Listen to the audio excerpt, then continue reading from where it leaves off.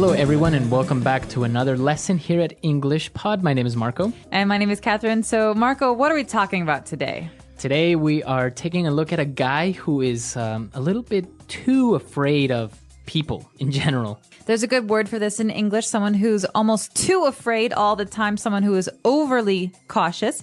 We call this person paranoid. Okay, so if you are paranoid, you think that everyone is wants to hurt you or that everyone is out to get you. Wait, did you hear that? That's No, did you hear that? No, I didn't. Someone at the door. So, Marco, can you check the... Okay, that's paranoid. You know, you're always hearing voices and noises and things. Yeah, so a paranoid, somebody that is paranoid. All right, so why don't we listen to this dialogue for the first time and see what this person is all paranoid about. There it is again.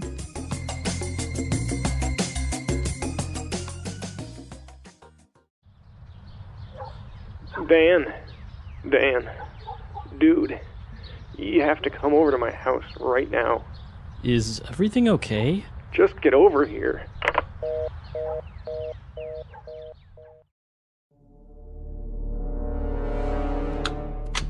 Come in. Quickly. So, since when is your house a bank? What do you mean?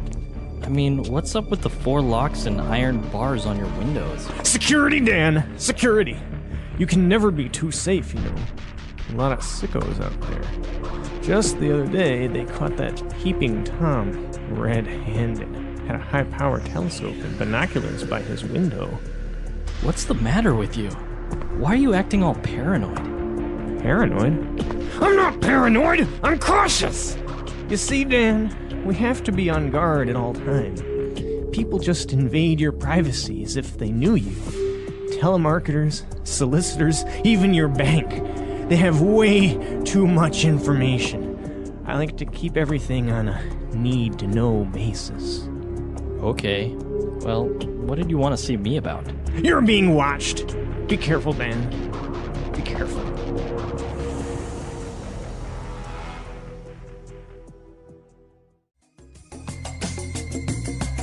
All right, we're back. So, I think this guy is a little bit too cautious. I would have to agree with you, and I would go so far as to call him paranoid. But there's a lot of great stuff in this dialogue that we can use in a lot of different situations. So let's take a look at some of these new words in today's language takeaway.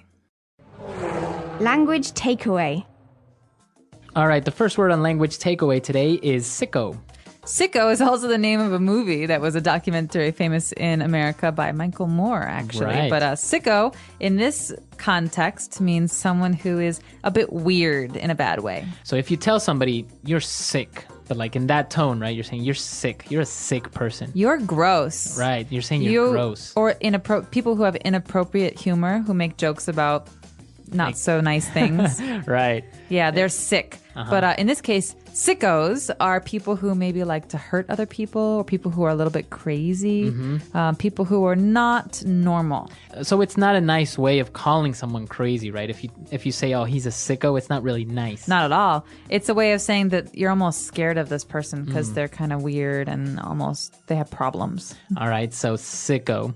Moving on to our next word. We saw that the guy was afraid of Telemarketers. Exactly. So what are these guys? Well, we've got 2 words being put together here, tele and market. So tele, Like telephone. telephone, over communication. So they're not in person. They're people who call you up and market things. They try to sell you stuff over the phone. So this is very common. You get a phone call on your cell phone and they ask you if you're happy with your long distance calling plan or if you need new TV cable or something like that. And they always call during dinner or late at night, which drives me nuts. Exactly. So these are telemarketers. These are people who call you trying to sell things to you. And very similar to these is a solicitors. Exactly. But the big difference here with solicitors and telemarketers is that solicitors actually go to your house. They knock on your door.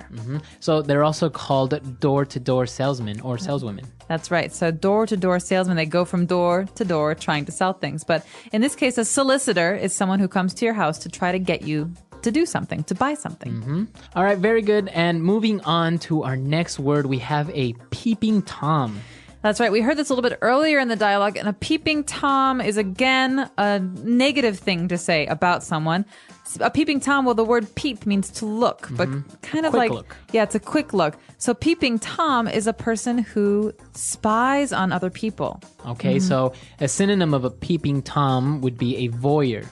A voyeur. So someone who, without getting caught, tries to look at other people while they're in their homes. And so it's really bad because it's usually inappropriate. It's usually people who are watching women get undressed or... Right. Yeah. So a peeping Tom is just an informal way of saying a voyeur or somebody who is spying on people. So those are the words for today in language takeaway. Let's listen to our dialogue again, and then we'll be right back.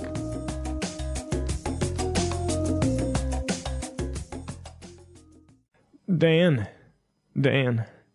dude, you have to come over to my house right now. Is everything okay? Just get over here. Come in. Quickly. So, since when is your house a bank? What do you mean? I mean, what's up with the 4 locks and iron bars on your windows? Security, Dan! Security! You can never be too safe, you know. A lot of sickos out there. Just the other day, they caught that peeping Tom red-handed. Had a high-power telescope and binoculars by his window. What's the matter with you? Why are you acting all paranoid? Paranoid? I'm not paranoid! I'm cautious! You see, Dan, we have to be on guard at all time.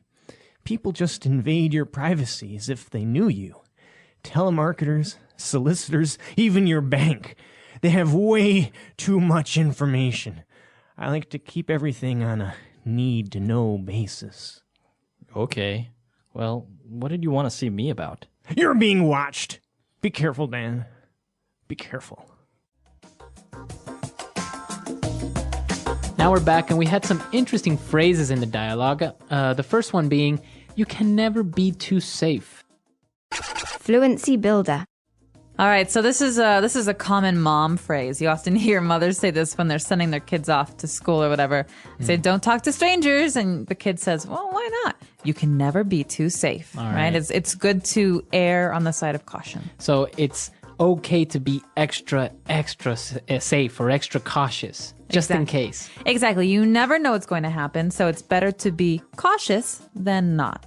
And that's what this person's saying. He's saying, well, security, it's important. You can never be too safe. You never know what might happen. Is there another way that we can combine it? Like, you can never be too careful? Exactly. Basically the same thing. Same thing, yeah. All right. What's our next phrase? Our next phrase is about this peeping Tom, this person that they caught. They caught him red-handed. We caught you red-handed. Or he's been caught red-handed. So what does that mean? It's a very colorful phrase, and I don't just mean that because we're calling him red-handed, but to catch red-handed means to catch someone while they're doing something wrong. So if I see you breaking into someone's house and I say, Marco, stop! I'm catching you! Stop now! I just caught you red-handed. You saw me doing the act. Exactly. And another way of saying this is you caught him with his hand in the cookie jar. Okay, and this is another great phrase. You can imagine a child who sees the cookies in a very special jar on the counter in the kitchen. And mom says, don't eat the cookies. Well, the child goes into the kitchen and sees the cookies and opens the jar and puts his hand in the jar. And then mom comes and says, caught you. That's a boy with his hand or a child with their hand in the cookie jar. So it's the same thing. I can say, I caught you with your hand in the cookie jar. Or you were caught red-handed. All right. And our last phrase for today is, you are on a need-to-know basis. All right. This is a great one. This is often said in spy movies, Yeah. I think. So we say, you're on a need-to-know basis. That means that if you really need to know something, then I will tell you. Right. But if not, I won't. So you only have the information that is necessary, no more or less, right? You're on a need-to-know basis. Right. So I say, tell me, Marco, tell me what happened. I want to know. Right? And I can say, no, you're on a need-to-know basis and you don't need to know this. All right. So a need-to-know basis, as you say, very popular among spy movies and government movies and stuff like that. Conspiracy movies. Yeah. All right. So let's listen to this dialogue for the very last time and we'll be right back.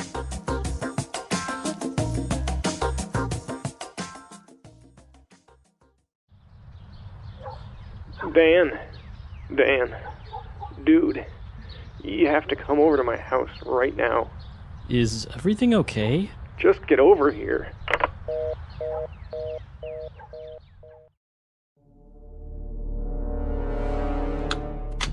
Come in. Quickly. So, since when is your house a bank? What do you mean? I mean, what's up with the 4 locks and iron bars on your windows? Security, Dan! Security! You can never be too safe, you know. A lot of sickos out there. Just the other day, they caught that peeping Tom red-handed. Had a high-power telescope and binoculars by his window. What's the matter with you? Why are you acting all paranoid? Paranoid? I'm not paranoid! I'm cautious! You see, Dan, we have to be on guard at all times. People just invade your privacy as if they knew you. Telemarketers, solicitors, even your bank. They have way too much information. I like to keep everything on a need-to-know basis. Okay. Well, what did you want to see me about? You're being watched! Be careful, Dan. Be careful.